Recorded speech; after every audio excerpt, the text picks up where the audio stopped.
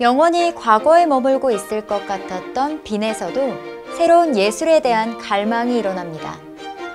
23명의 예술가들이 오스트리아 예술가 분리파 동맹이라는 새로운 조직을 결성하죠. 당시 예술계에서 이미 유명 인사였고 아무래도 영향력이 있는 클림트가 회장직에 오른 건 자연스러운 일이었죠. 빈 분리파는 말 그대로 과거에서 스스로 분리한다는 의미를 지닙니다. 빈 예술계의 보수적인 분위기를 저항하고 새로운 예술로 나아가자는 것이었죠. 이들의 탄생은 큰 화제를 일으켰고 전형적으로 고전적인 화법으로 그림을 잘 그렸던 클림트도 파격적으로 변화하기 시작합니다.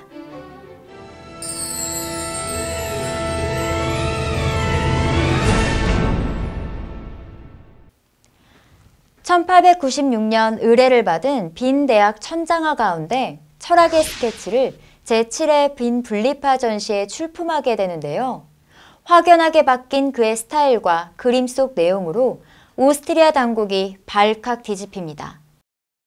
빈 대학 교수 무려 87명이 클림트의 천장화를 우리 대학에 전시할 수 없다며 반대 서명을 하게 되죠.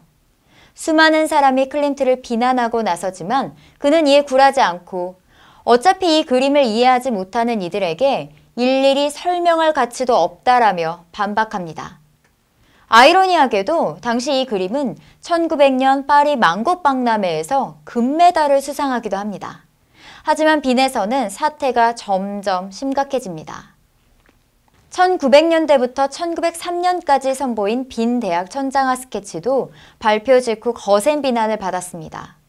오히려 클림트는 의학이 아무리 발전해도 인간의 죽음을 막을 수 없으며 법은 정의를 올바로 구현하지 못한다며 인간과 학문의 한계를 신랄하게 꼬집었죠.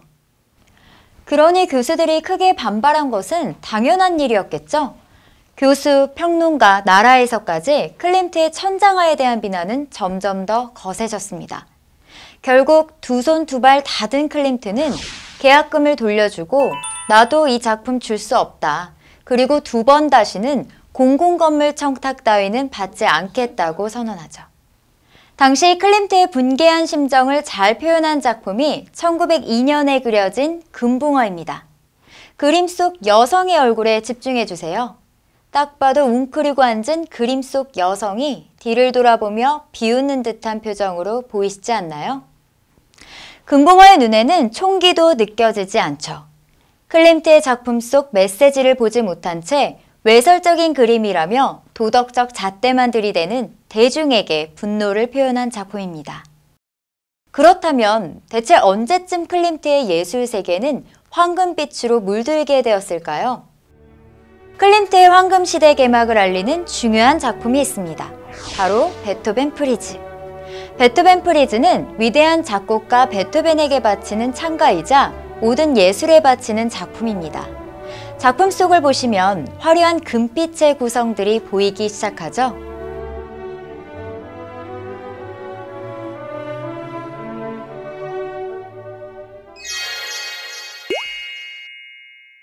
베토벤 프리즈를 통해 황금 시대를 연 클림트는 이듬해 이탈리아 라벤나를 방문하게 됩니다. 사실 클림트는 여행을 싫어했다고 합니다.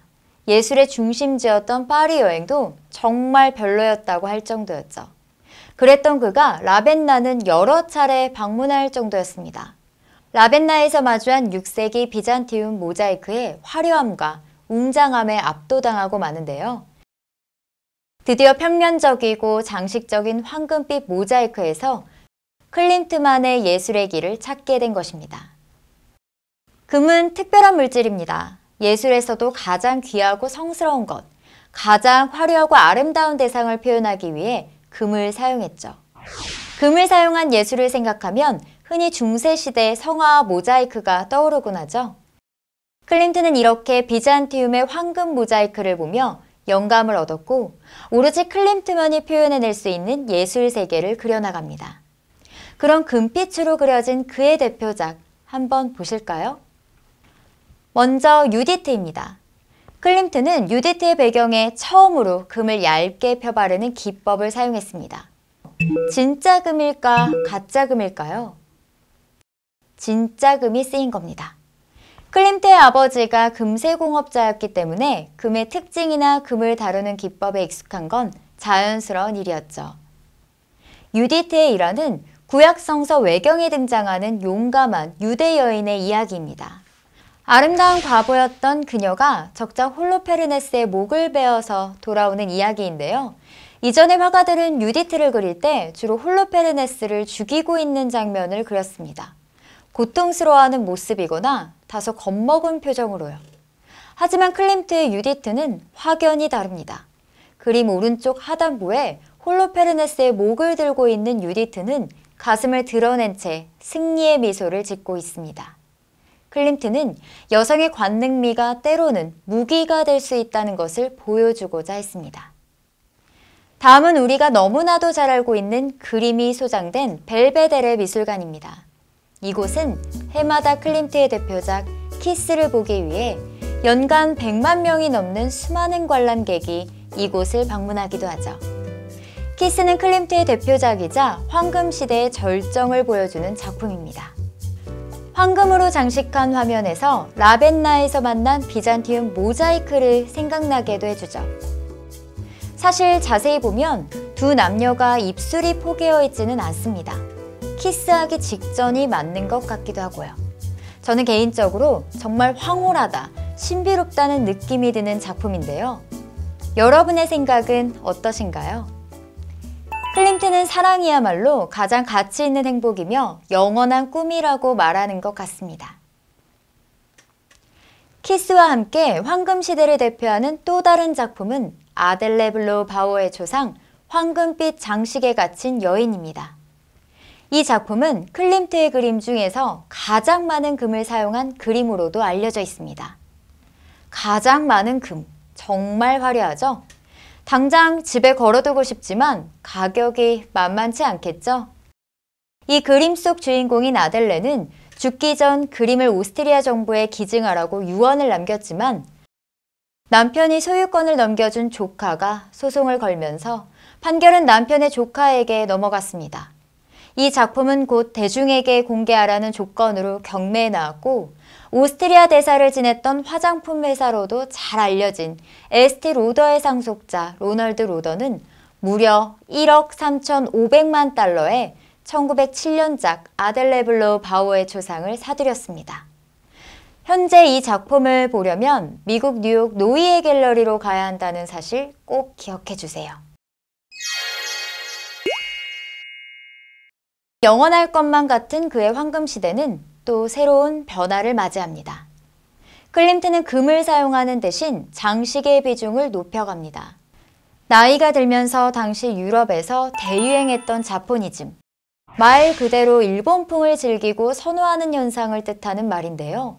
일본의 기모노나 도자기에서 보이는 장식에 영향을 받았습니다. 클림트도 일본 기모노나 중국 도자기를 많이 수집하기도 했었고요. 대표적인 예로 1907년작 아델레 블로우 바우어의 초상 이후 약 5년 뒤 다시 한번 아델레의 초상을 그린 그림입니다. 하지만 화풍을 비교해서 보시면 확연히 달라진 점을 느끼실 수가 있죠. 오른쪽 그림을 보시면 금빛이 사라졌다고 생각이 드시나요?